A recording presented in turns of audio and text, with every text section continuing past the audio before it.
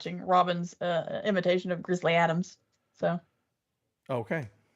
yeah, I was not expecting the beard. I'll tell you. Yeah, yeah. He's going full Santa Claus. Right?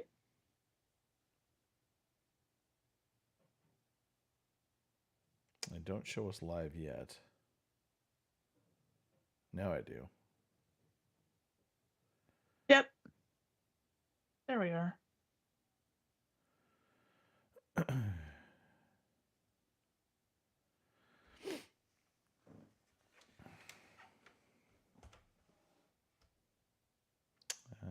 Okay, I think. Mm-hmm. Not technology is not my friend today. Well, Yeah. it happens. The best of us.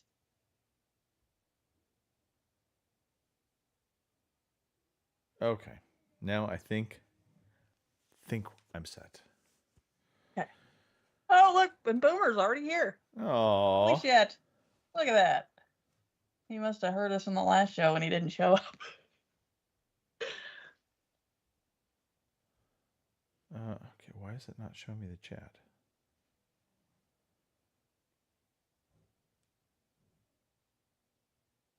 No, I don't want to cast it to anything, you stupid phone. Sure you do. No, I don't. Close all. Boomer's just going to have to wait. He's going to have to be a patient little boy. Good things come to those who wait, Boomer. So they say. Oh. It's a popular phrase. It is. Don't know how true it is, but it's okay. Oh, it's a there. story for Okay. another day. I see the chat now. Perfect. Yay! Party people indeed, Boomer. Mm-hmm. Okay, let's start. Let's do it.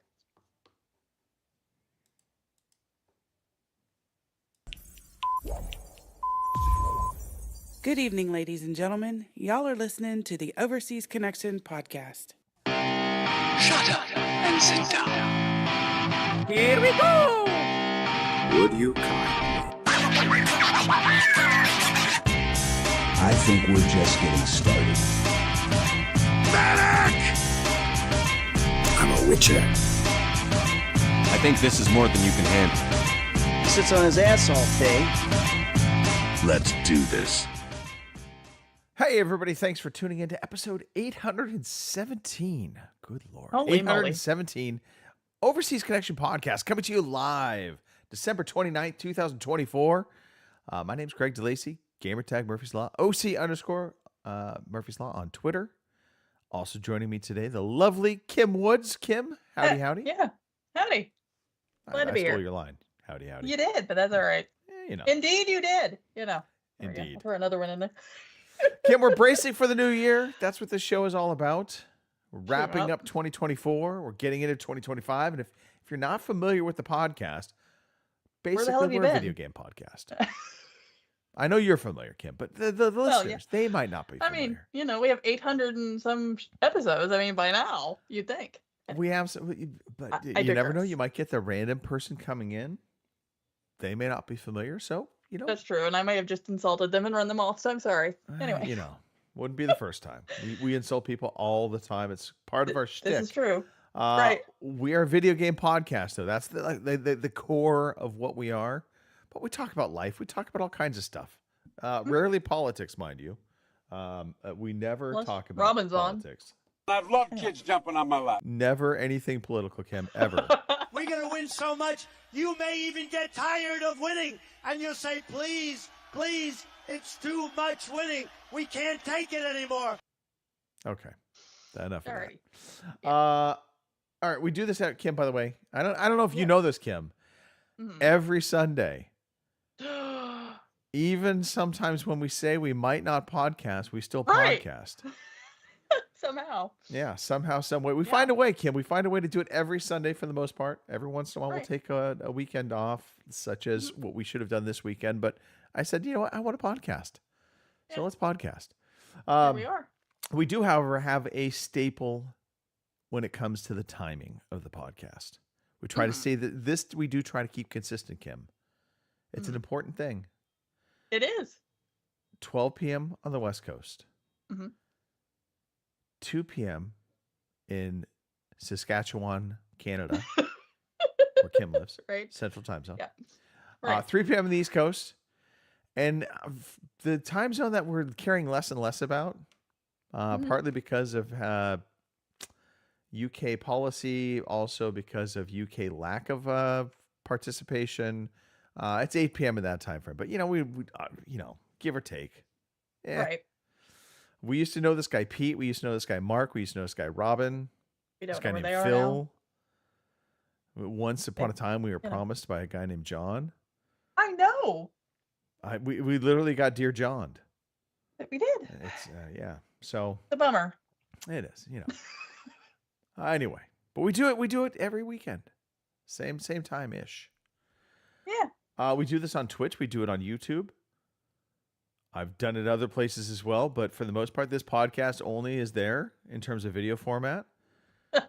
We do put out an audio version of the podcast. So if you are like Robin and you're senile and you're on your little peddler and you're, watching TV and pedaling away, but you want something to listen to, you can listen to the audio version of the podcast. We put it out on all the popular, that's a difficult word for me to say right now, and I'm not drunk, popular platforms. Right. Dan Natman. Mm-hmm. He is getting old. Like extremely I didn't old. say that, Dan. Just so you know. Okay, not totally old. Just like borderline senility. I'm going to be nice to Dan. I'm going to be nice. That's I'm going to make a good him idea. younger. They might put out another podcast one of these days. I don't hold her breath for that, Kim. But Dan will be turning an age undetermined on January 5th. And so we have to say, Happy birthday! And there we go. Yeah. The podcast is complete now. We could literally turn it off. We'd be fine. But All we right, won't, see ya. Kim. No. Oh. We won't. All right. We're going to power through. We're going to talk about Gotcha. video games. All right. We're going to talk about what's been going on in our lives because, Right. let's face it, Christmas just happened. Indeed. Yeah. Mine won't seem to stop. But I that's believe another story, Hanukkah so. also is now come and gone. I don't know about I Kwanzaa believe because so. I don't really know the timing of Kwanzaa. So there's that. Might have to ask and, Boomer. And Festivus. Festivus for the yeah. rest of us. Okay, let's just get on with some story time. Everyone here loves story time, our favorite time of the day. Okay. Where do you want to start, Kim? Where would you like to start? Well, we had our big family Thanksgiving, Christmas yesterday. So Okay. for me, that pretty much wraps up Christmas. The only thing we have left is when the boys come back.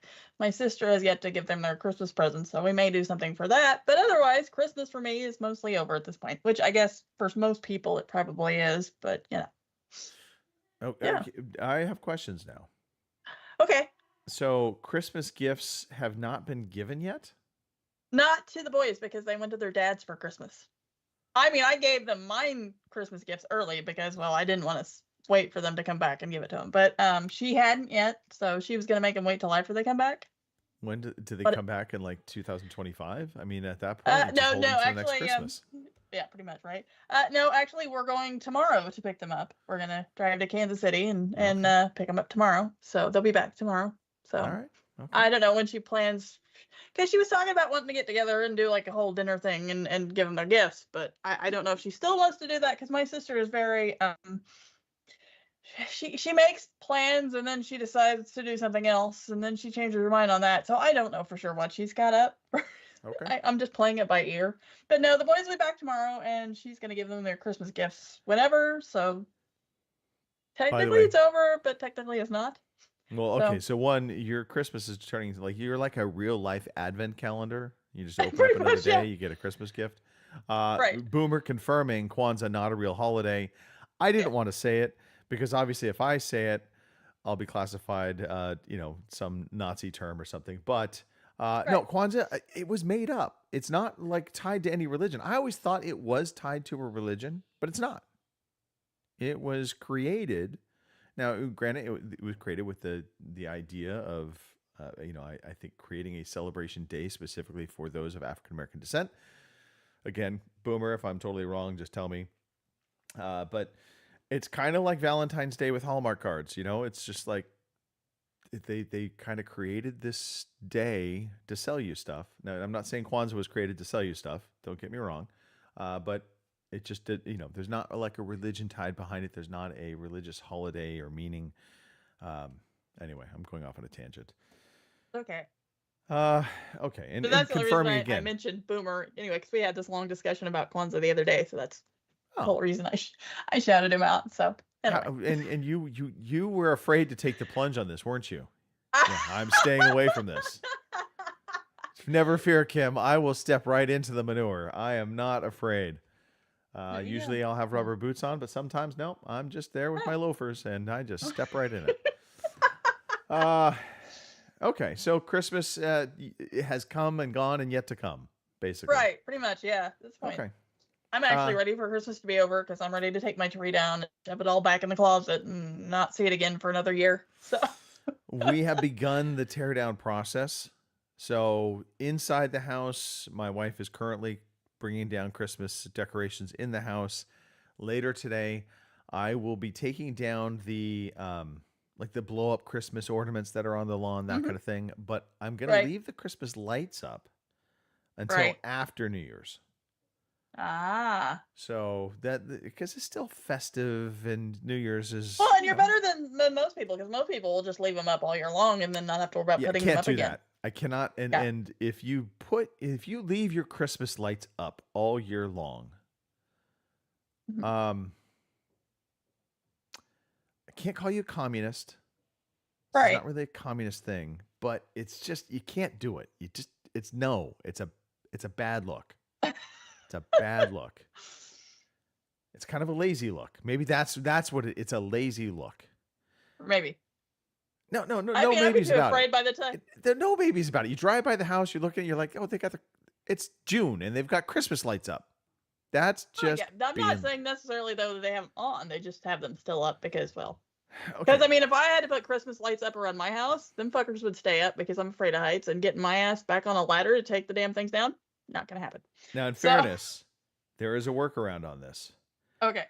I don't know if you've seen the new like puck lights that people are putting on their houses. Those are year-round lights. Right. Those I can get behind staying up because they're meant to stay up. They're permanent lights. Right. But if you have like the the dangling lights, the traditional, I won't say incandescent because they're now pretty much all LED. But if you have the traditional lights that are like in hooks and they've got wires hanging, no, you got to take those down. Right. Cannot leave those up. I'm sorry. I don't care if you're afraid of heights, Kim. Figure a way. Figure a way. Make somebody else do it. Yeah.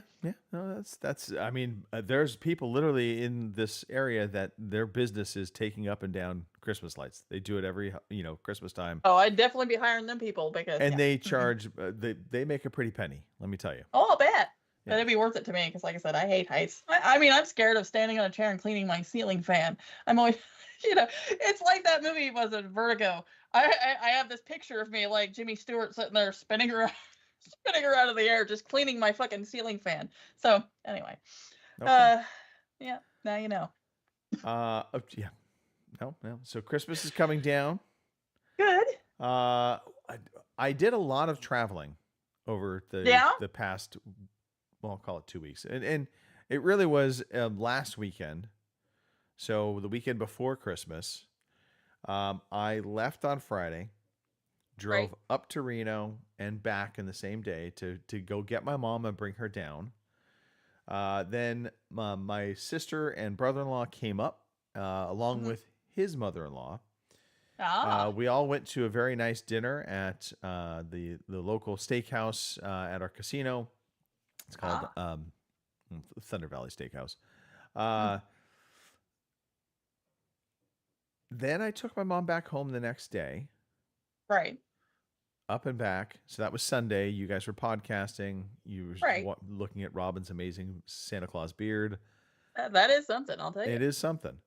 And so I drove up and back same day, beat the snow, which that was actually the one thing I was panicked about. I thought for sure I was going to hit snow, which I was not looking forward to. Managed to beat the snow. And then learned that my sister, brother-in-law, and my mother all got sick. Uh-oh. My mom in particular, that was the dangerous one because she ended up going to ER. She's Uh-oh. actually still currently in the hospital, but she's getting better. But she had Good. pneumonia, or at least that's what they believe she had. So Right. it was just really tough on her. Now, there's a part of me that's feeling slightly guilty because the week leading up to getting everybody and having Christmas dinner together, I got a cold from my son, who came back from his overnight with his daycare and got sick. But in fairness to me, at that point, I was feeling fine. Like I was over it. I had the lingering little kind of cough you have to constantly clear because, the mucus stays with you for apparently a month now. But Yeah. but no fever, was no longer green, nucky, nothing fine. So I'd like to think it wasn't me, but you never know. Right. So I'll just take it on the chin. I put my family in the hospital, apparently. Well, and to be fair, pneumonia, they say pneumonia and the flu and stuff has been really bad so far this year, I guess. Yeah. I mean, so far, knock on wood, I've been lucky and haven't got any of it. But yeah, they say like all that's hitting and it's been real hard this year. So Yeah. So yeah, so that was my Christmas. Now, did you open any gifts outside of what you bought for yourself? well, my Anything sister notable? my sister-in-law gave me a candle. I mean, so that was nice, Okay. because I wasn't expecting anything. But other than that, no. I mean, we kind of gotten off the, buying each other gifts thing. But the more I think about it, maybe now I need to start drawing the names and doing that again. I don't know. But There's a certain fun factor to opening, and I kind of like the whole drawing of the names thing, or maybe the white Right. elephant exchange. I think that's Right. fun. My wife and I, so we set a limit this year. Normally we haven't had limits in the past. This year we said Right. everything, all included, anything you throw into the stocking, gifts included, it can't go above $200. That was the budget. So we made that work.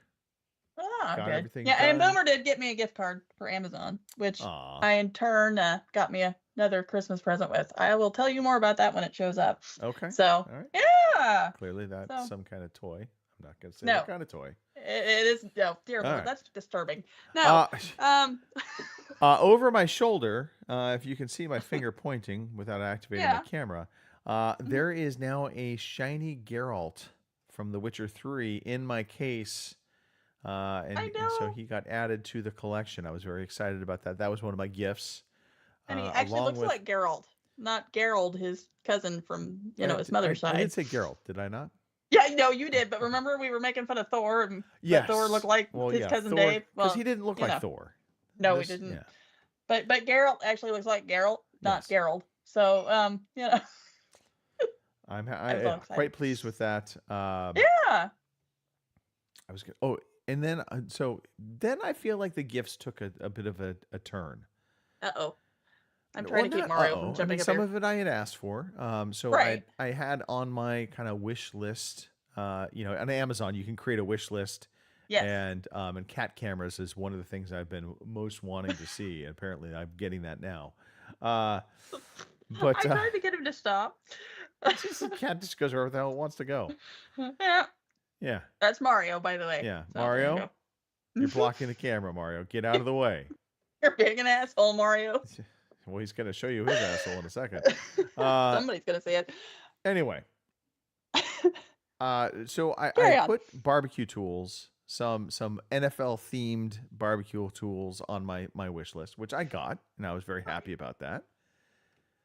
And then, unbeknownst to me, not something I asked for. And let me just put it this way. But I then got a like a bar book with like a bunch of cards in it. So think of like the old recipe index, the index files you used to get. So it has like 50 different cocktail recipes in it. And then very similar to that, I got a index of barbecue recipes. Oh, nice. And what I took from all of this is apparently I'm just going to be cooking and making drinks now for the foreseeable future. That is my role in life. Well, Yeah, I mean, it took could the be hint. worse, I guess. Yeah, so I took the hint. But yeah, so those were some of the quote unquote highlights. And what's been fun though is we've had family. Obviously, they came and all got sick and left, which is nice when they leave. Then you don't feel as guilty. But then we Right. also had our good friends come up this weekend. And so entertained our friend Debbie and Jerry. And last night we went to so it was a group called Van Halen. So obviously Van Halen is the inspiration there. And they did a great job of being I'm trying to think of the right words right now, and it's escaping me. They're not a prestige band, but they're Cover band. cover band. Thank you. And they personified Van Halen. And it was kind of funny. Right. So they gave themselves all of the names of, so it wasn't David Lee Roth. It was Fan David Lee Roth or something like that. So they just basically kind of just had fun with it, but they really exuded Van Halen, which was great. However, there were 3 bands prior to that. And, when you go to see a cover band, you kind of expect the bands that are playing they're going to be cover bands. Right. All 3 of the previous bands were like local metal non-cover bands. They played all original music.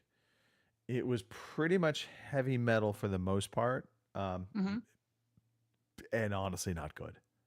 Oof. Yeah. That was the real oof of it all. And we're like listening to this, and of course Van Halen was the last one. So we're like, is this just gonna suck the entire night? But then Van Halen came out and it was like, oh, this is what we came for. This made it all worthwhile. And they played all David Lee Roth era Van Halen.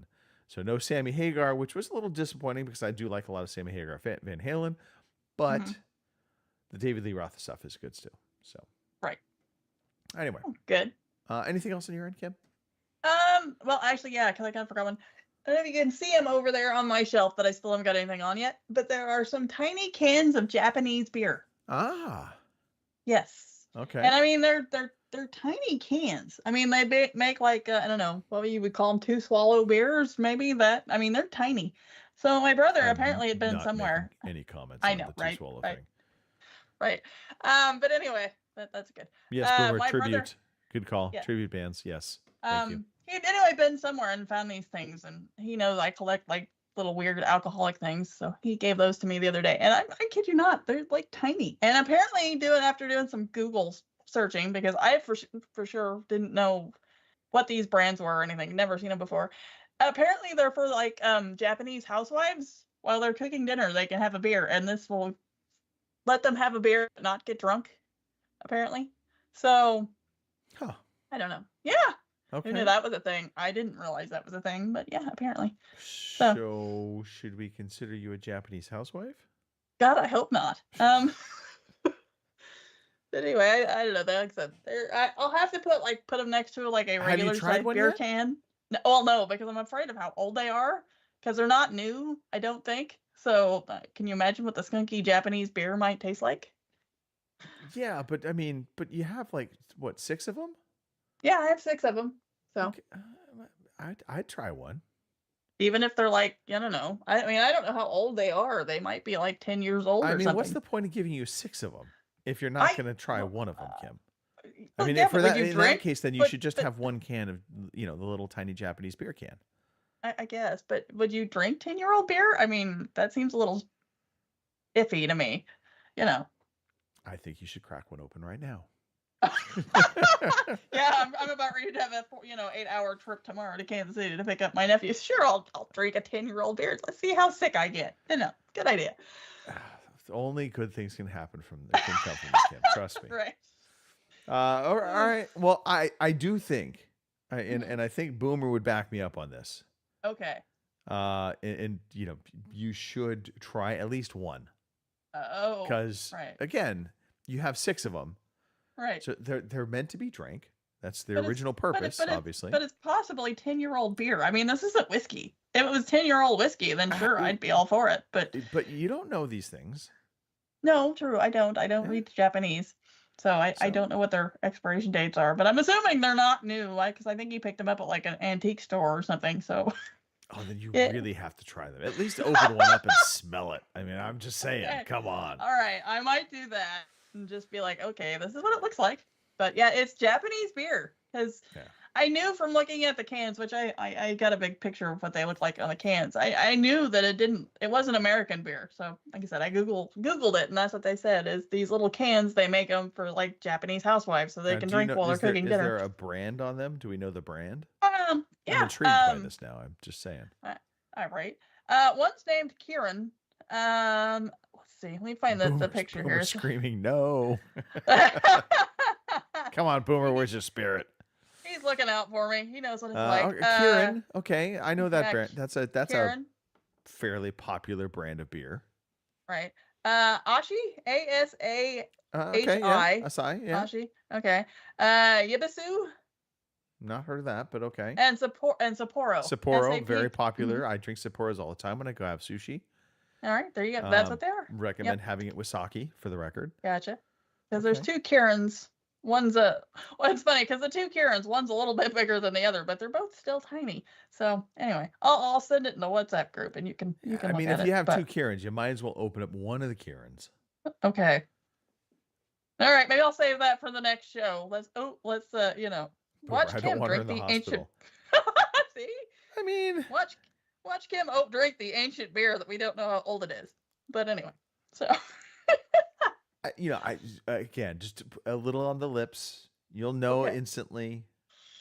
Maybe Yeah, you'll we like can it. Maybe you're gonna be like, "Oh my god, antique beer is the best thing ever." Right. It could happen. Nowadays, you don't even want to drink skunky beer that you've had for like a month. So My anticipation is going to be on the skunkier side, but yeah, you never know. Yeah. You will only know if you do it. right. So, All right, sure. all right. Apparently, my mouse has a low battery, so Oh, well, yeah, it's a bad thing. I'll change that out in a second. There you go.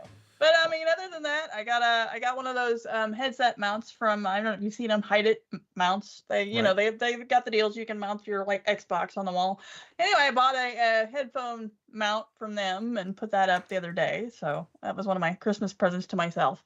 And they're really nice. It wasn't really hard to hang up or anything. So and now my LS or Lucid, whatever they're called, same ones you bought. Right.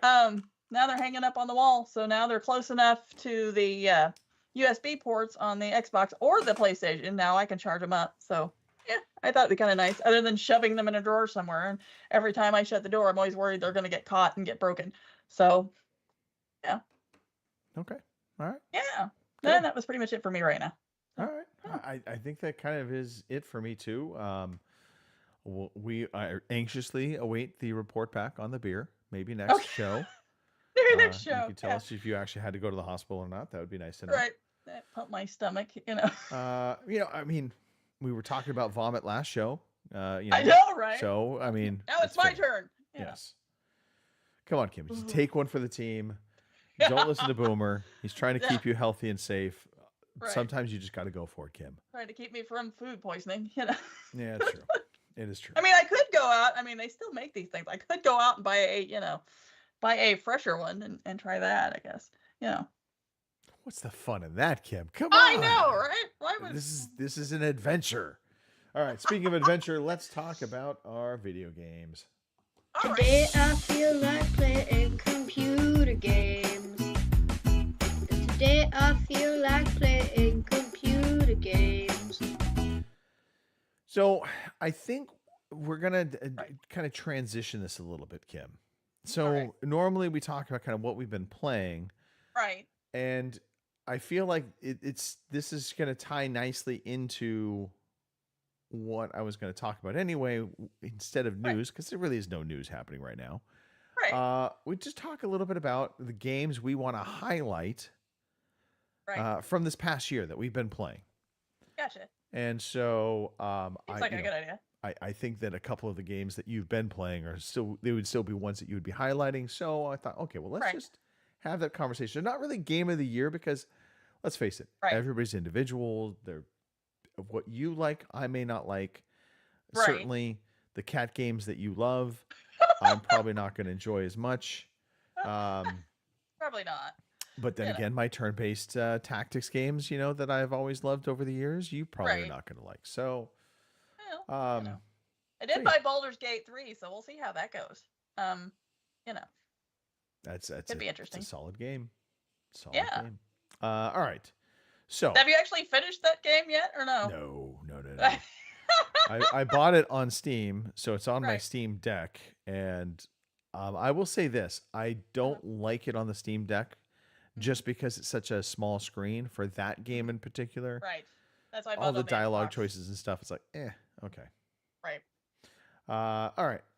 So we'll just go round robin. Okay.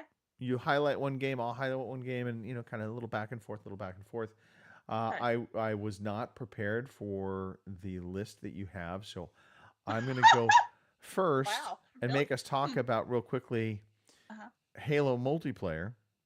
That's And all this that's is on just my because list. we Yes. played it in 2024. It's not that it released in 2024, but it's one that Right. we have played heavily in 2024.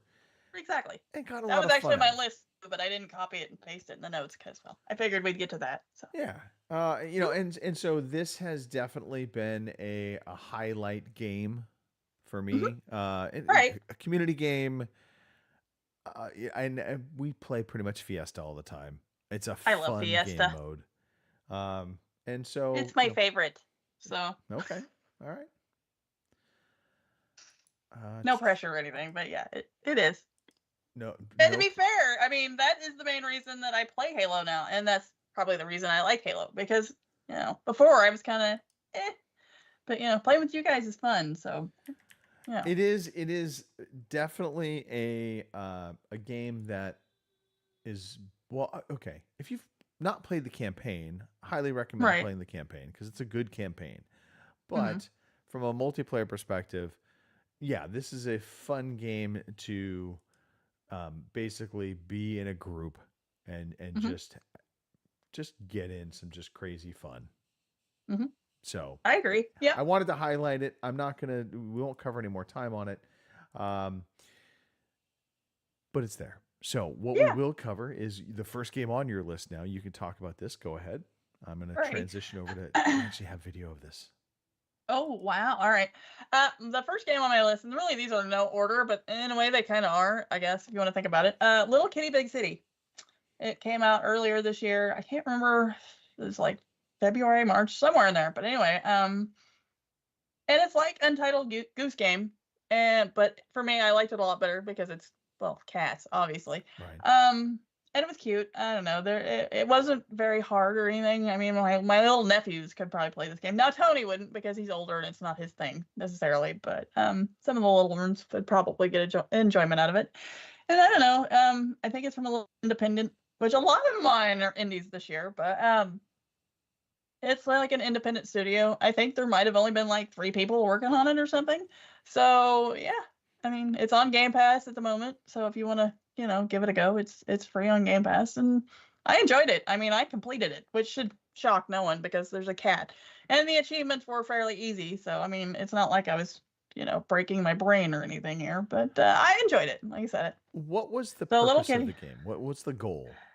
Okay, the purpose of the game was you were the cat, and I don't think they actually gave the cat a name. It was kind of up to you to kind of make it your own cat. Okay. As funny as that sounds. But the deal was he was up in the window of his apartment and something happened and he got spooked and he fell out of his window and he landed. Now, obviously, this is a video game, so the cat fell like 30 stories and survived, strangely enough. But the deal was eventually you had to go around the city and figure out a way to get back to your apartment. And apparently climbing up or, going to the front door and, getting back in was not an option. But you had to go and you had to collect things. There was little hats that you could find to put on your cat. And I'll tell you, I did that. So there was just something funny about a cat walking around with a cowboy hat because it reminded me of like a feline Rick Grimes from The Walking Dead. Okay. So, so there was that. And you met other cats along the way. There was pigeons, stuff like that. So, I mean, like I said, if you ever played the Untitled Goose Game, it was a lot like that, only it was in cat form. So, Okay. Yeah. A fun fact, by the way, because of the cat's body makeup, Mhm. I believe that, they have a lot more cartilage than they do bone structure. Right. So they can fall from extreme heights.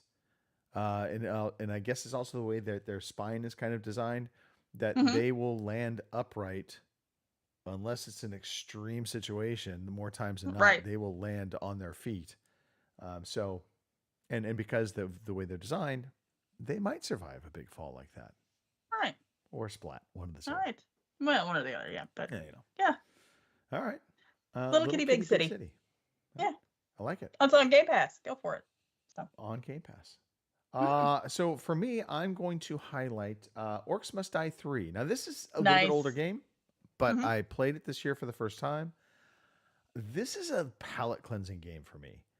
Right. It is a really kind of a tower defense game at the end of the day. Yep. But it is an action tower defense. So you play in a third person point of view role of a character, and your whole thing is you're trying to stop orcs from invading a castle and getting through a portal. And to be fair, it's all these different waves after waves after waves. I'm sure there is an end game to this. I haven't got there yet, but I have just enjoyed playing this because, again, it gets you to think, but it's not, it's you have to think about the pathways and how you want to defend areas. But it's not overly thinking, and it is a quick reboot. It's a quick restart. So if you fail, you can reboot and start over again. Right. And there's a lot of really good variety and power-ups that get involved with the game. And so, ultimately, I just have a lot of fun with it. And like I said, I like playing it in spurts when I'm going in between games and I'm kind of getting tired of Call of Duty shooters, Halo shooters. Right. You want get something in different. Little Orcs Must Die, and again, it's I don't want to say mindless fun because it's not mindless. There is Right. It does get you to think, but it's just fun. Just massacring all of these orcs, and they're goofy, and so it's not bloody. I mean, it is bloody in a cartoonish way, but it's goofy deaths, and there is just something satisfying about watching them die because of all the traps you set.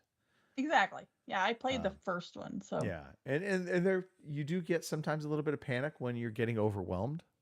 Yes. You're like, son of a, you realize, okay, I set this up wrong. Right. And I think the other thing, it does challenge you because you kind of get stuck in your ways of, oh, this works. And it works for a few different levels. So you're like, oh, this is just going to be my routine and how I'm going to set it up. And then eventually they start pulling in different types of enemies and it doesn't work. Right. So Orcs Must Die 3. I think this is on Game Pass. I could be wrong. I believe you're right. Yeah. But well worth a buy. It'll be cheap enough as is now. Because I want to say this is about 2 years old, maybe 3 years old. But again, a good, fun, palate cleansing type game. I checked this out for the first time this year, and I very much like the first two games. This is an evolution of that. It does offer co-op play as well, so you can co-op with somebody and play online. And ultimately, that's just you're going to get more orcs, hoarding in. This is good fun. So yeah. So Orcs Must Die 3. Good. Okay. What's next for you, Kim? Next on the list is the Plucky Squire. So I have Plucky Squire. Alrighty. It's basically a game about a book that doesn't actually realize it is a book, if that makes sense. I can't remember the Plucky Squire name. I'm sure he's got a name, but I can't remember. It's been a while since I played it. And anyway, you're what it says, the Plucky Squire, and you've got to save your storybook from invaders. God, and it's been so long since I played it, I can't even remember now what the hell they're called. So this is going really well. But anyway, you've got some bad guys you've got to defeat, and like I said, you've got to keep your storybook safe. But then come to find out, your story is actually being written by a little boy, so you can jump out of the book into the little boy's room to go do other things. Like say you need one time you needed a bow. So you had to jump out of the book and go find like a Magic the Gathering card or something. And the elf on the card had the bow. So you went and talked to her and then she would give you the bow. So, it's kind of cool. Like there was a trophy, because I played this on the PlayStation because it's currently on PS Plus. So if you want to, try it without spending any money, there you go. there was an achievement for jumping out of the book and then walking to the edge of the little boy's desk and jumping off of it. And I did that. So, but it's kind of cute. And there's options if they have mini games. Like one was to use the bow against these killer wasps. And I'm kidding you not, I had a hell of a time with the frickin' bow and these wasps because there's no, and I know it sounds terrible, but there's no like auto targeting or anything. So you kind of have to move the thing around to get it on, like right on the wasp. And if you let the wasp get too close to you, it doesn't matter if you've targeted it or not. It's still going to sting you and then you die and you have to start the mini game over again. But there is a setting in the menu that if you want to skip the mini games and just do like the story, you can do that. I haven't done it yet because I did manage to finally get through the wasps and there's some other mini games that aren't quite so terrible. But it's a cute little, and I haven't reached the end of it yet, so I don't know what that's like. But you pick up a little, I think she's a wizard, and then you pick up another guy, and I don't remember exactly what his, I guess you call it superpower is. But he likes to play the drums. So I don't know if that's going to come in handy in the future or not. But it's a cute little game, and it looks like it's kind of hand drawn sort of thing. So I don't know, it's kind of cute. I like it. So apparently, though, not enough to find a spot where in the video he'll come off the page. I think I just found it. Right. Get past this stupid ad. By the way, Fortnite's still a thing. It's amazing to me. Oh, I know. Me too. Okay, let's see. I think he's going to come off the screen now. Right. Or out of the book. And there's also a little wizard dude who's kind of like Gandalf, who kind of helps you on your way to let you know things that you're supposed to do. And then, shows you how to do it. And he's kind of neat. But yeah, it's a cute little game, and I like it. Apparently, though, not enough to actually play it more than I have. So it looks pretty amazing, especially once you get outside of the book. Like, right. When you're in the book, it's fairly 2D, cartoony. Right. But you get out of the book and it's this 3-dimensional realized world. Looks fantastic. Yeah. So, all right. It's really neat. I'm liking it. I don't know, like I said, though, apparently not enough to get back to it, but you know how it is. So many games, so little time, and I'll get back to it eventually. So. Nope, definitely understand that. Okay. So from the Plucky Squire and Orcs Must Die 3, we're going to go to a game that I think was on your potential radar, but because I probably had it on mine, you didn't do anything with yours. But that is Diablo 4.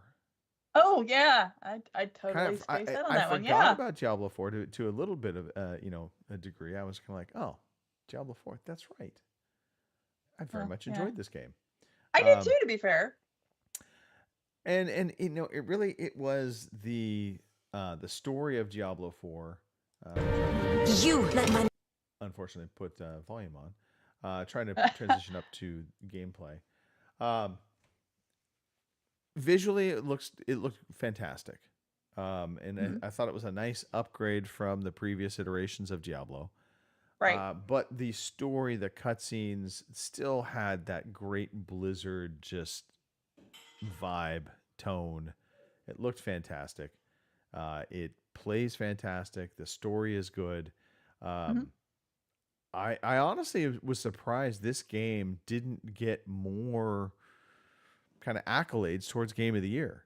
Right. Within like the Game Awards and other outlets. And I just wonder if it may be a victim of being kind of that summer release versus, a holiday release. Because it seems like all the games that get released in, typically speaking, the September through October timeframe get a lot of notoriety.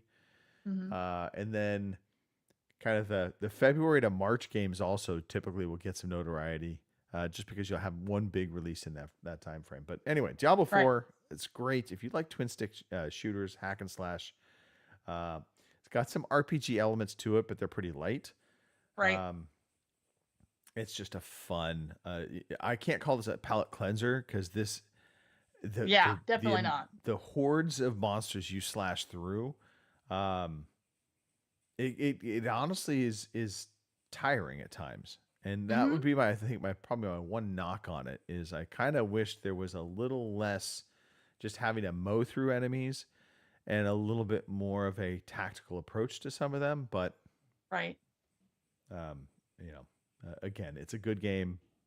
if you like the Diablo style, kind of twin stick hack and slash action game, although you can't play this mouse and keyboard. Again, I don't know why you would do that because mouse and keyboard sucks. Right. But you can, and it really, I mean, it's designed for mouse and keyboard. Don't get me wrong. I know PC elitists, you're like, oh, don't dissuade us. They do a very good job though of migrating the controls for a gamepad, and so this is highly playable on whatever platform or however you want to play it. So yeah, Diablo 4. Yeah, I need to pick up the further expansion and see how that plays out, because I did like how the story, I guess ended or stopped. So I would like to see, what the heck her name was that I can't remember now all of a sudden. I know it started with an N. Whatever the hell her name was that took off with the demon. So I'd like to see how that ended up. So I guess I need to pick it up, and because my biggest knock with Diablo was, and it's not really against the game, was we all hurried up to finish the campaign so we could do like the dungeons and stuff. And then by the time I got done with it, and there were still all those side quests to do, but I'd already done the main story. So then I just didn't really feel like going back and doing all the side quests. Because normally I do all the side quests and then I complete the main story and everything's fine. But I didn't do that this time because I think it was Gary DeFelice who said, finish. I was going to say, Kim, to your point, once you kind of finish the main story, I think because it's a bit tiring, it is long. There are stretches where you're kind of like, okay, I really want the story to progress, and it doesn't progress for a while because you're just having to do all of these kind of step-by-step missions, so to speak, to kind of get there.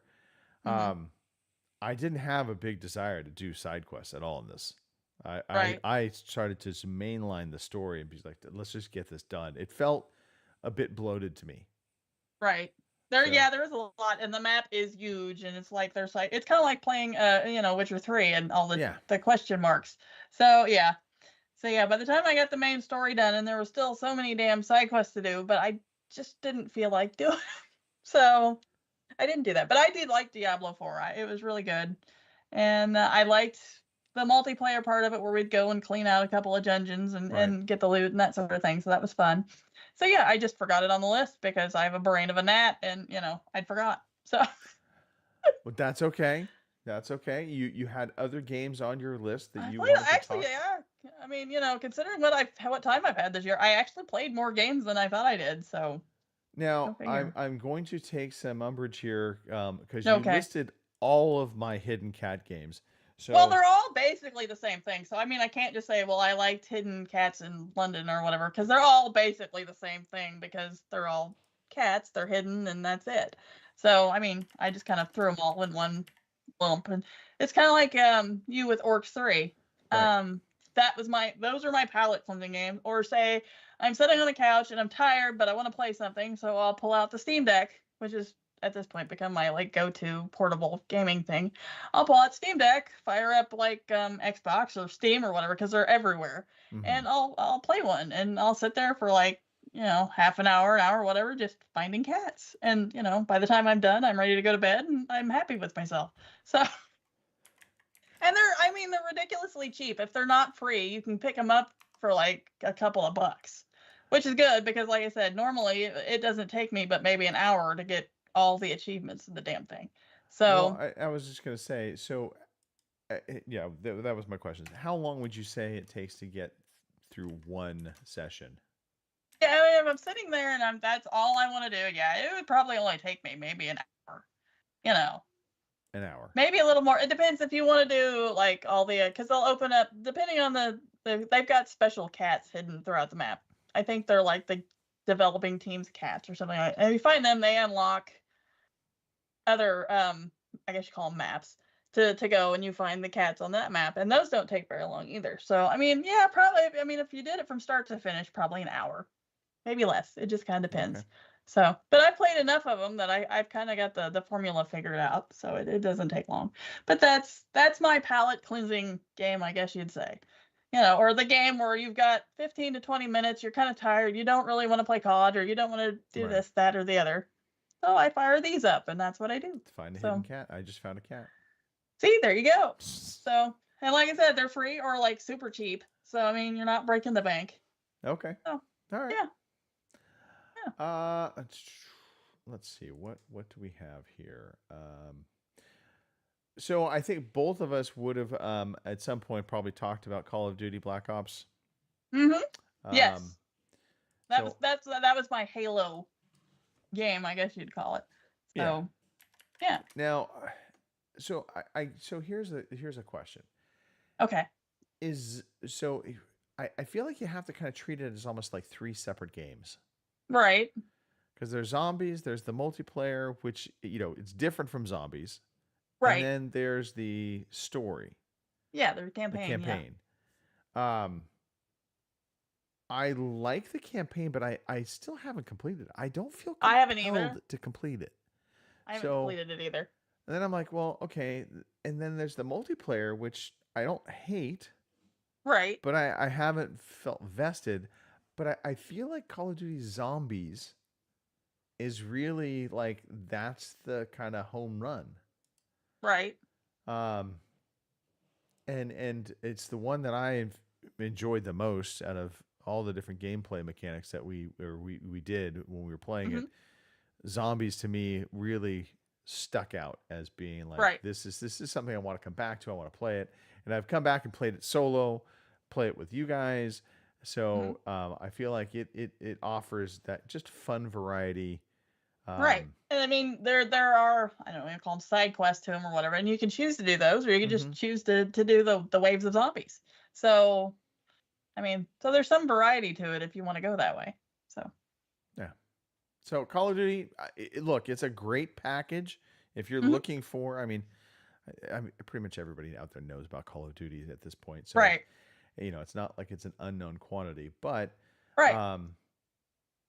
If you want, just something that's going to offer you a lot, so you can buy this. It is on Game Pass, mind you, but you can buy it. So if you want it on PC and you don't want to do Xbox Game Pass, you can do it there. You can buy it there. You can buy it on PlayStation. It's going to give you a lot of options for different types of game, game types you can play.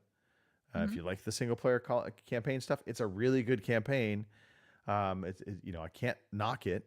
I just haven't been truly inspired to finish it yet. Right.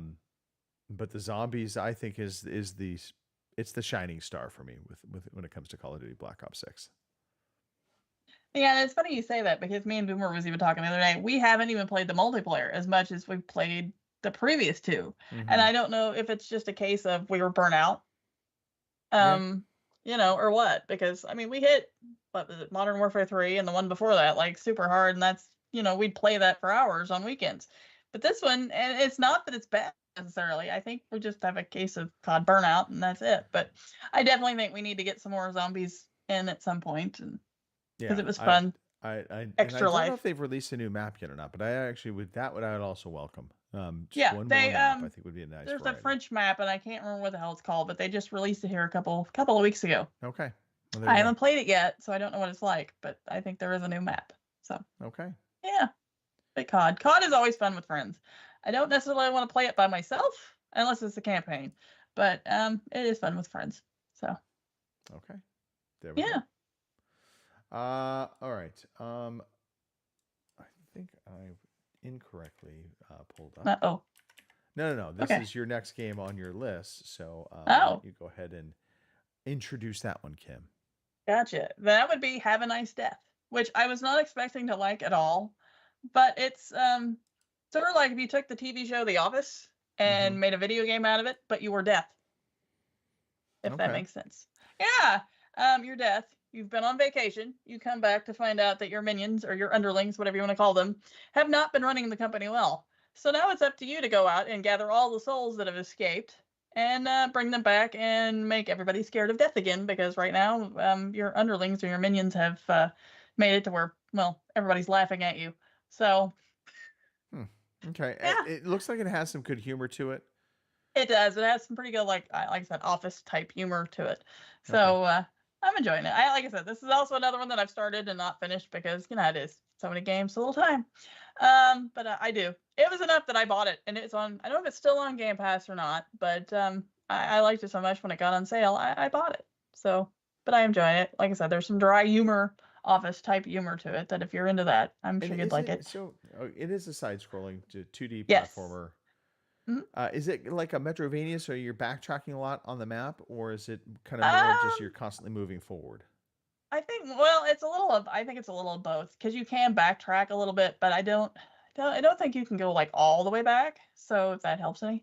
Okay. So, but you do have the ability that if you need to go back, say you missed something somewhere, you can go back. And the thing of it is though, they usually have bosses or something at the end of each one. So if you die, you have to end up starting the level over and going back and do it again, which Oh. you'd think normally I don't like, but they're not. I mean, depending on, I guess, on what your setting is, but it's not terribly hard. It's not terribly difficult. So Okay. I don't seem to mind that too damn much. But And it looks like there's weapon upgrades that you can get. Yep. and Oh swap yeah. out. Yeah. And in So terms of like the going back and forth, and I guess from like a Metrovania standpoint, is it like you get a key card and then you have to backtrack all the way to open up a door? No, you no, don't not have to do that. necessarily. It's just No, more you don't have to do that. No. backtrack to maybe find a hidden spot. Yeah, or like maybe there's something you can break and there's some sort of power up or something and you can go back and maybe hit that, but you don't Okay. necessarily have to. So Okay. yeah. I don't know, like I said, it's a cute little thing and I'm enjoying it. Apparently not enough though to go back and finish it maybe one of these days, but I don't It's a know. good I looking enjoyed game. it. Yeah. It is a good. And like I looking said, game. the office humor, because you don't think of Death as being somebody that like runs a company sort of thing and having, leaving and going on vacation and his minions fucking up and now you got to come back and, scare them all and then collect the souls. Like I said, if you like The Office, I think this would probably be something you'd be kind of into because that's kind of what it reminds me of. So, Okay. All right. yeah. Excellent. And then kind of just the last one that I'm going to throw up on my list. I'm not going to throw up, mind you, but I'll just put it up. Thank on my God. list. Uh-huh. It's Indiana Jones: The Great Circle. I still very much am enjoying this game. The puzzles, again, I think what I love most about this game, even though it's technically a first-person shooter in quotes, it's really just a first-person action game, and it's Right.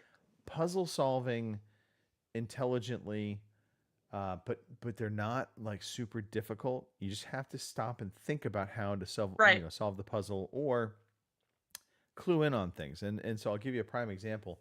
I was in like some catacombs, and you get to this stage where you're in a sense kind of having to match up how to say this without spoiling it.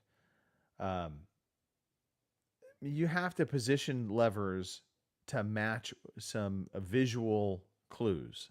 Right. And when you first are seeing the visual clues, they're like paintings on a wall, and the visual clue that you need to find is they talking about a right hand, a left hand, a left foot, or a right foot. But when you first come across the puzzle, you're not thinking about that per se.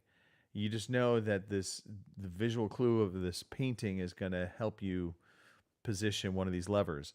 And then you realize they actually, within the painting, highlight which foot, hand, or, that you should associate that lever to for the painting. And there's like 6 different paintings you have to go and look at and then go back to the levers and manipulate them properly. Right. So at first I was just kind of guessing a little bit at it, being like, okay, I think this is the right foot. I think this is the left foot. And then I realized there's a very not so subtle hint at what foot is associated to the lever. But when you first see it, you don't pick up on it. Right. Because it just looks like it's part of the painting. And then I suddenly dawned on me, I'm like, oh, I just need to look at this for each one of these paintings. It will tell me specifically where to manipulate the lever. So it's those types of puzzles. The combat is still fun, and it's mostly hand-to-hand combat, which from a first-person perspective doesn't sound great, but the sound effects are so good, and it's not overly tedious. You will learn how to block and punch and kind of manage your stamina. But there is a satisfying element to that and again, not overly complicated, so you kind of can, for the most part, punch your way through a fight. If you get into, there's some like fight club areas in the Vatican. There's specifically a fight club that you can get into, and in that you can earn some extra money. You disguise yourself as a German. You go in and you take on different boxing matches. They, of course, just like Punch-Out, they get increasingly harder, and so it forces you to learn your blocking and understanding timing on your blocking, which is important. Right. But yeah, it's great. Visually, it's great, and it just you're in an Indiana Jones movie. If you're an Indiana Jones fan, you're gonna love it. Just hands down, probably my favorite game of the year. So that's kind of me. I mean, I'll just throw this out there. I had a couple honorable mentions for Senua's Saga, Hellblade 2, and Hypercharged Unboxed. Yep. Both those games was a good one. Were enjoyable for me, but they didn't really kind of rise to the top enough. Right. So I just wanted to give them a little bit of love, mention them here, and then you're going to talk about the game next that I've pulled a Kim on this. I bought this game. It is unpackaged. Well, you better adopt it. I have not actually played it yet. Well, you need to. I'm just saying. Because the campaign for this isn't overly long. I mean, if you sit and play it straight through, it's, I don't know, 5-6 hours Kim, maybe. What game are we talking about now? That would be Space Marines 2, which, you know, is pretty high up there for me. I don't know if it's game of the year, but it's awfully damn close. I mean, if it isn't, I don't know. We'll have to see how the next one goes. But yeah, Space Marines 2, I enjoyed it. Like you said with Orcs Must Die 3. There's something fun about going through there with a chainsword and being this big hulking space marine and killing a big batch of Tyranids. You know, it's just there's some, and all the executions and all that. It's just it's fun as hell. I'm itching to play the multiplayer on this if we can ever find the time to do it, because I want to see what that's like. But it will start with me probably putting the disc in my console and actually firing it up. But that would be a start. It reminds me a lot of Gears of War.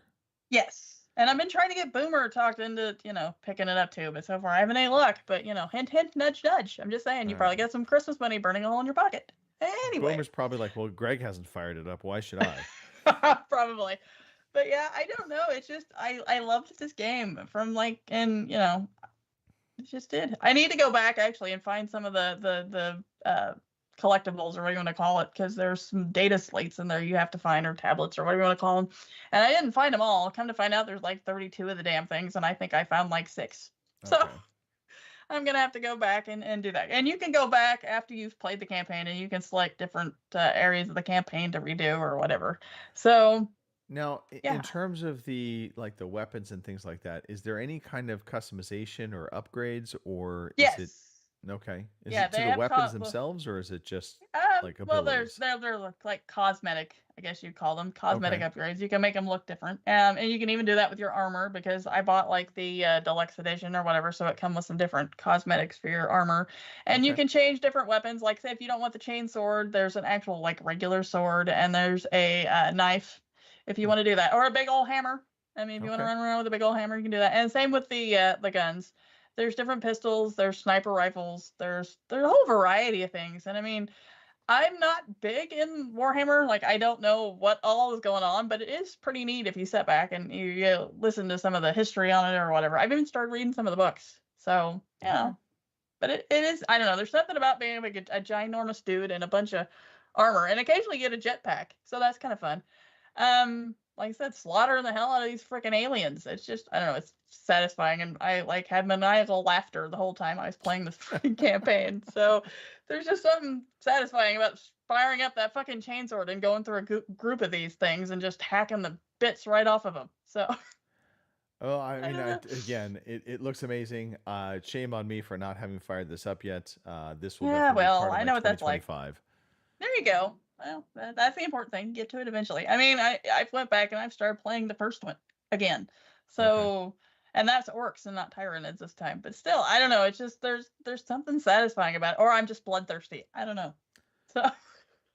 Maybe a little tomato, or a little bit of this, a little bit of that. A little bit of both. But yeah, like I said, depending on how the next game ends up, this could very well be my game of the year. So, okay, and that's saying a lot considering what the next game is. Yes. So, in fact, we can get to that next game, because I think this is going to be maybe where I push back a little bit on you. Not that I can push back on you, because this is your game, right? This is what you I think probably have ranked number one. This is my jam.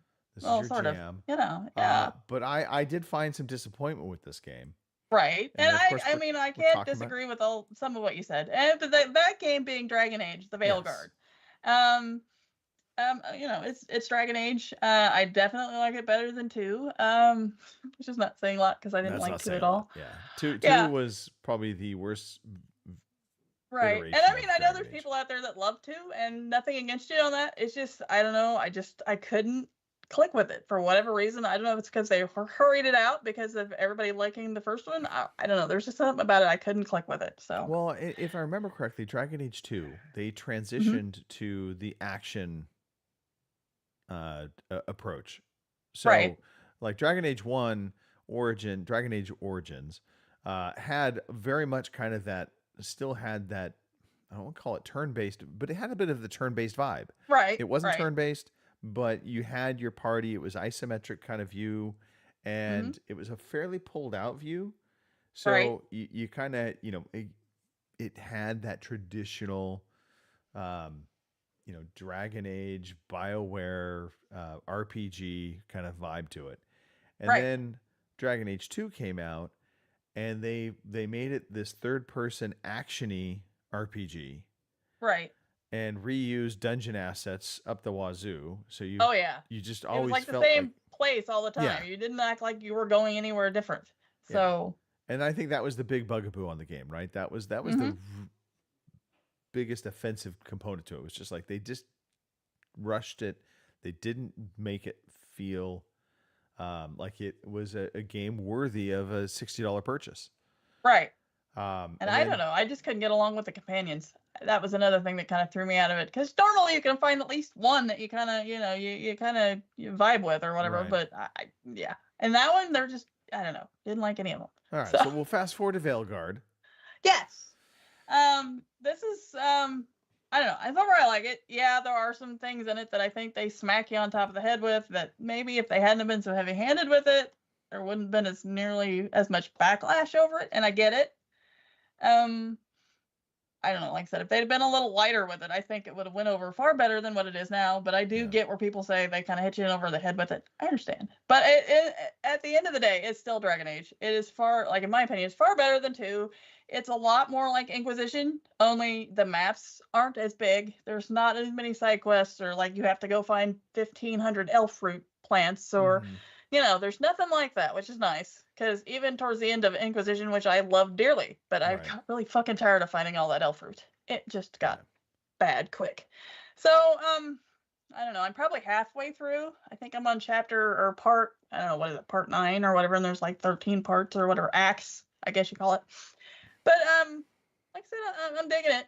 I don't know. I've heard some, I guess you call them spoilers, I guess, that have kind of made me go, well, I don't know how that's going to work, but I guess we'll see how it plays out. Like I said, we'll see what in-game is like. But so far, this could be my game of the year, but we'll see how it goes. But I'm digging it. It's Dragon Age. The combat's good. Like you said, some of the dialogue's a little iffy, because they were all like, oh, the writing in this is spectacular. And I don't know. It's not terrible, but some of it, I'm like laughing at it because I'm like, that's your spectacular writing? All right. I mean, I could have done better. I mean, I've read better fan fictions that were better, whatever. I just think for me, the writing is spotty. It's uneven. Yes. That's the some of it's let's good, call it uneven. Some of it is it kind of makes you laugh. It's like, Well, that's 'cause what you come up with. Some of it feels like it's written in today's times. Right. And so it's like, okay, they wouldn't sound like that in this universe. And yet, it sounds like, they're, talking like they, live in Silicon Valley. And it's like, no, that doesn't work. And so so you have that kind of inconsistent writing. I will say combat for me soured in a couple of the boss battles that I started to face where Yeah, it can get a little rough. well, it's more that it's the AI that I think that I took offense to with the combat. Right. Because I enjoy the actual mechanics of the combat, but Right. it's the realization that the AI just it locks in on you. Yeah, It it doesn't wants care Rook, about your and that's companions. it. All right. And So that's where I spend a lot of time going around the room going, okay, Lucanus and Yep. whoever else I brought along, can you like kick its ass a little further so I can do something? Because otherwise I feel like I'm not pulling my, weight here. But I can't do anything because, they're right zoned in on you. And Right. if you stop, you're dead. Yeah. So And that for me was like kind of what broke it out of being in my top games for sure. It was like, no, Right. okay, I can't forgive it for that. I get being a Dragon Age fan. You're like, no, I can look past it a little bit. For me, it well, was and just it helps too if you get your skills, Yeah. your skill points. If you get them kind of spread out where you want to be, it makes it a little easier, I guess you'd say, where you're not so much ping-ponging around the room trying to avoid the thing, because you get a little more leeway with more of your skills that you Okay. unlock. So Alright. that could be something to look into. All right, maybe But, a little respecking will help.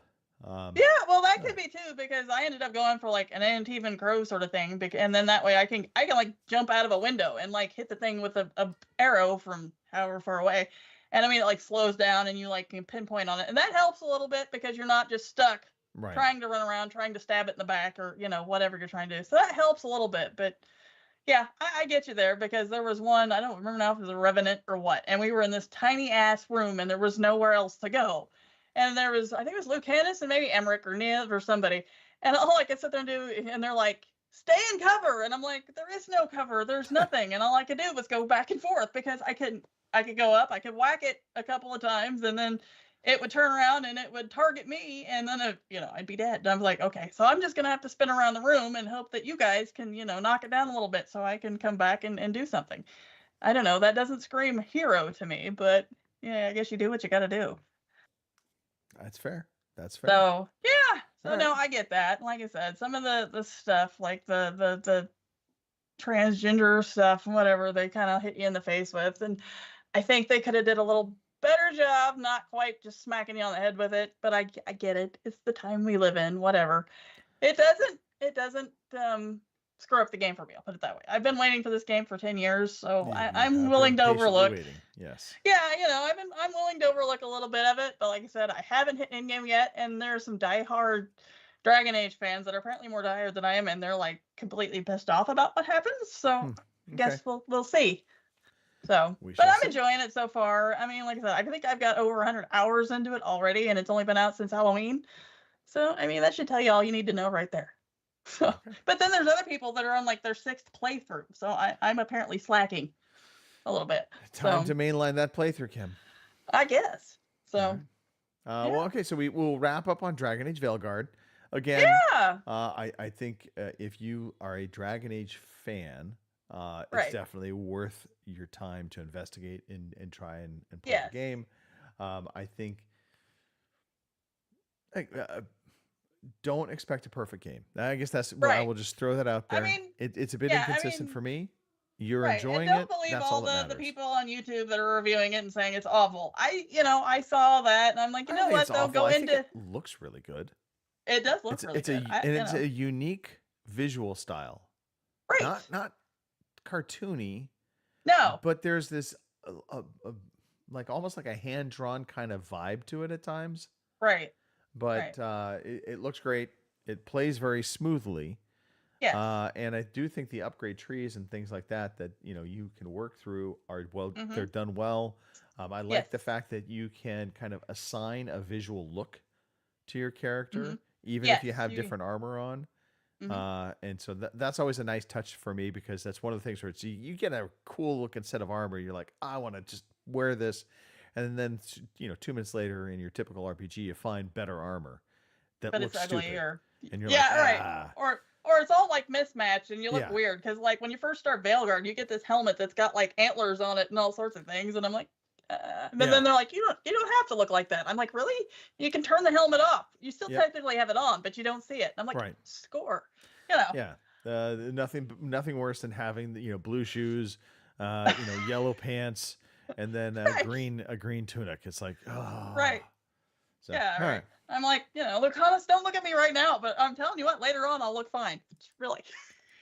and honestly, for game makers out there, I know they're not listening, but they should be listening. This is the stuff that we want. We want this. Half the fun of RPGs and even action games where you're taking on the persona of a character. You like to be able to see them. Right. Indiana Jones aside, that's one that I don't care what outfit he has on. Right. But when I'm creating a character, right, I do have care about how they look.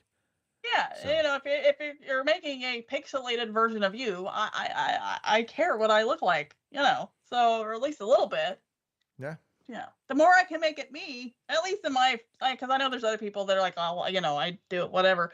But in my defense, I like to make my character more like me, because that's the whole point of playing video games is you get out of your normal life and go do some stuff that normally you'd never do. A female version of me, it's muscles and boobs. Just there you go. Yeah. All right. Okay. So we'll wrap there. These are all the games that we have chosen to highlight from 2024 and what we played. There are other games didn't make the cut. That's fine. These are just some that we think are worth checking out. Right. Now, Kim, prepare yourself. All right, now everybody get set. Set. Wow. Get away from the windows. Didn't know I'd have a quiz today. Good.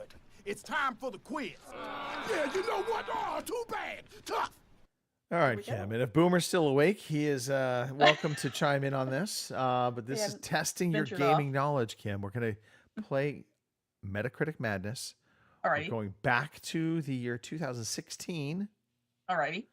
So put yourself in that mindset, strap in.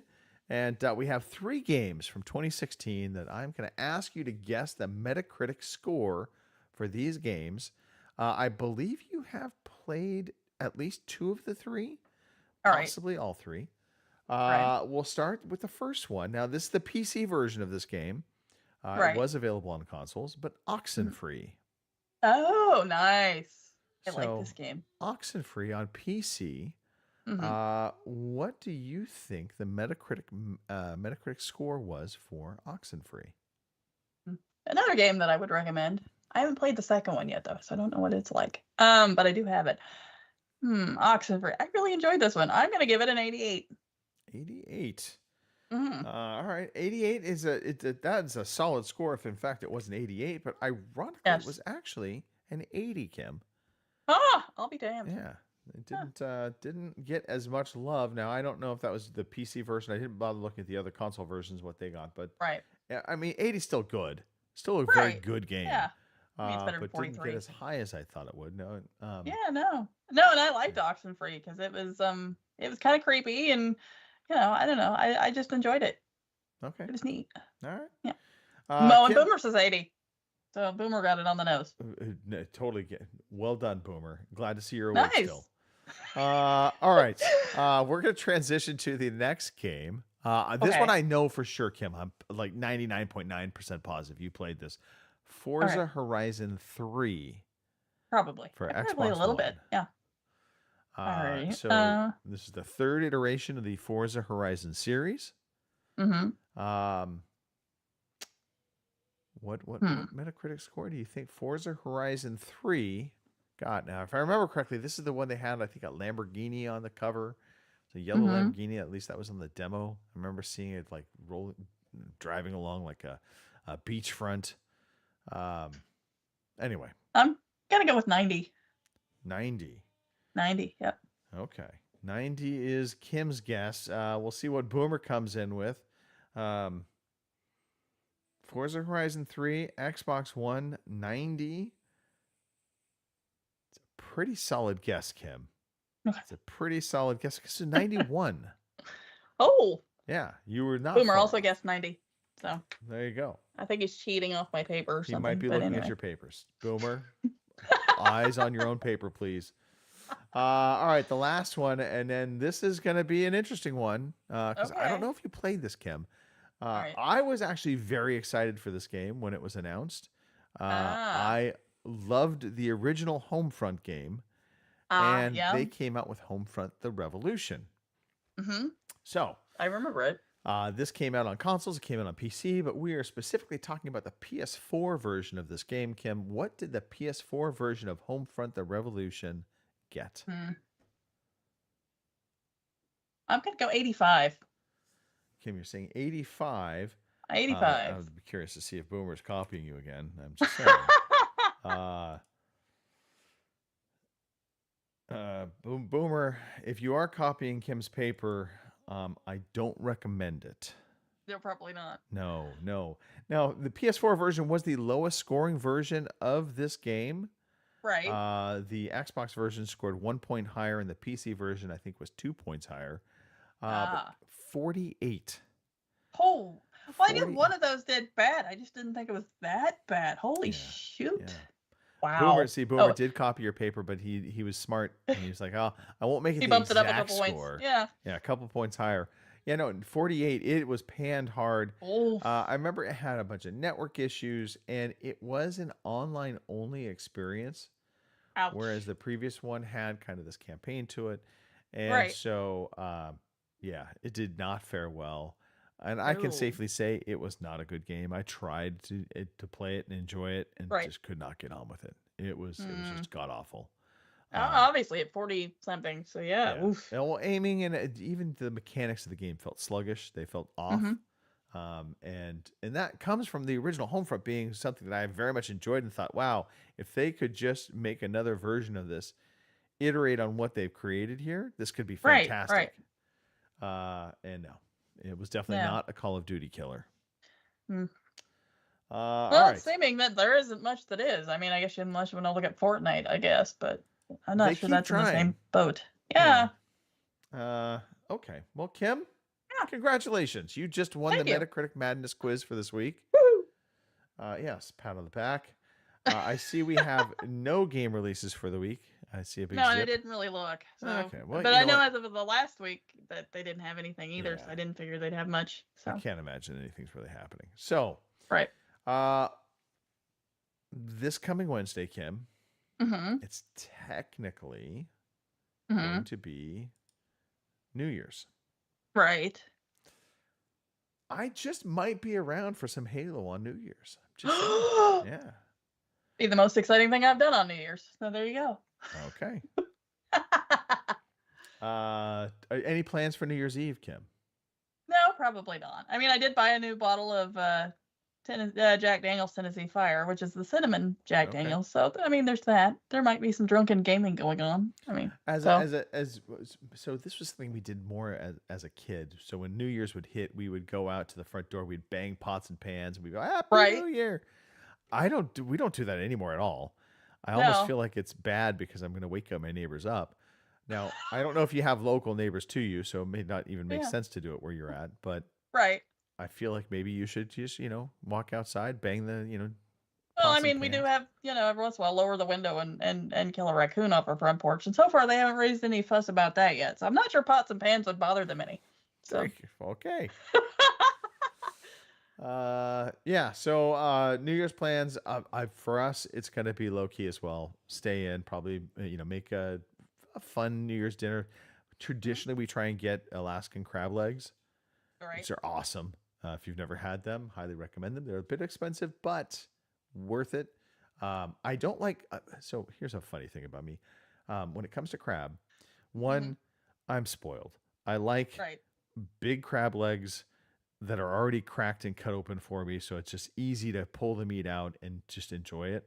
I don't like having to work for my food, and so I would die. By the way, if like restaurants and grocery stores, were eliminated, and I had to go out and forage for my own food, I'm probably a dead man. That or I'm just eating leaves. But so like Dungeness crab, right? It's just a lot of work for not a lot of reward. Right. So crack it open, make me some crab cakes out of that, and then serve it to me, and I'm a happy person. There you go. If I have to pull the crab meat out of a small crab like that, even though Dungeness crabs can get big, they're usually pretty small. That's again a lot of work. So well, that being said, then have you ever had crawfish? So yes, there's a funny story to that in my past. the person I was married to previous, Mm-hmm. she had a phobia of any kind of seafood that you were cracking open, and so we met up with a good friend of mine and his wife up in the city, and they took us to a Louisiana restaurant that did crawfish, and they come out and they just dump this big bucket of crawfish onto our table with all the newspaper spread out. And I just look over at my wife who's sitting across from me, and I see her just scoot her chair back. and this look on her face, and the guy then proceeds to come to the table. He's like, so all you got to do is you grab one, you grab the tail, you snap it, yank it out, and then you suck out. And I'm looking at her, and she goes running to the bathroom. She's like throwing up. And I'm like, oh dear God, this is not a good sign.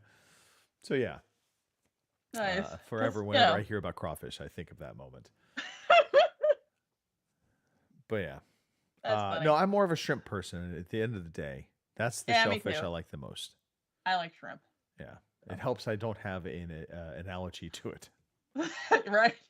Yeah. Anyway, so our plans: low-key dinner. I'm assuming same thing for you. Yeah.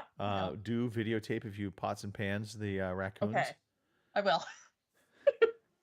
And we'll try maybe for some midday multiplayer. Maybe Boomer can meet up with us.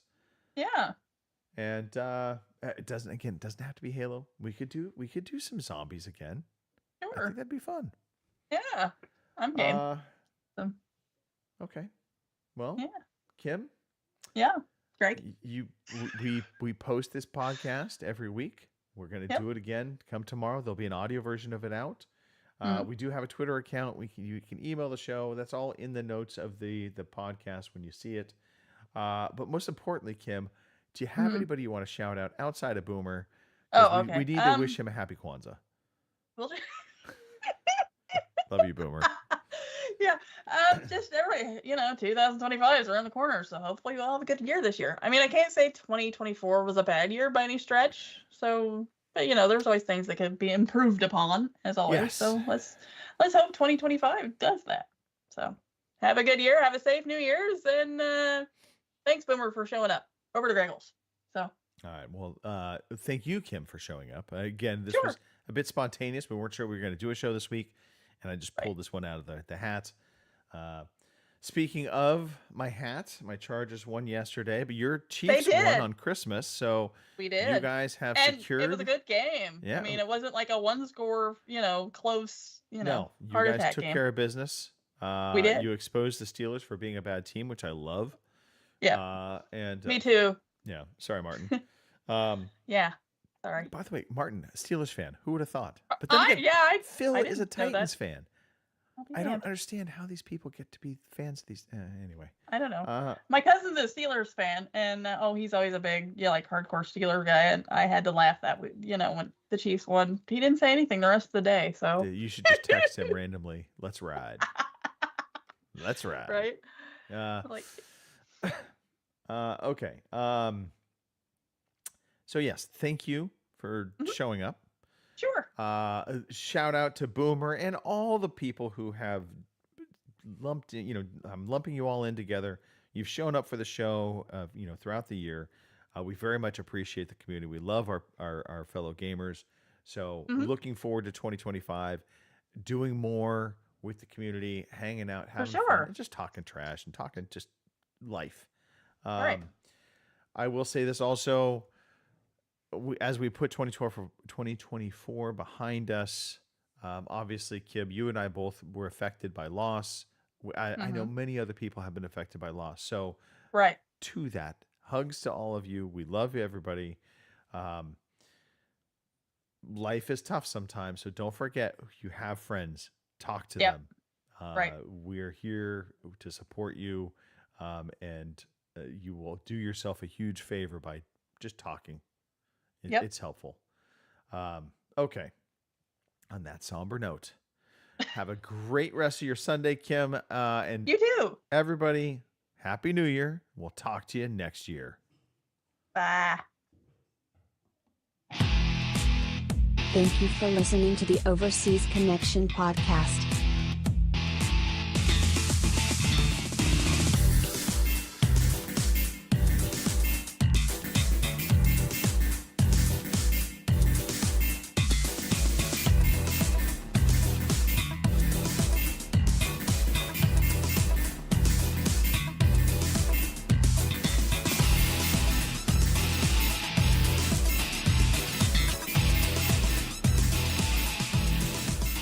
See you same time next week. I'm wishing Boomer a happy Kwanzaa right now.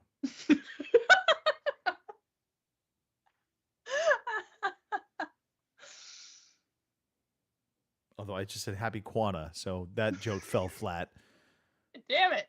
Damn it. My thumbs don't type very well. Happy Kwanzaa, Boomer. We love you.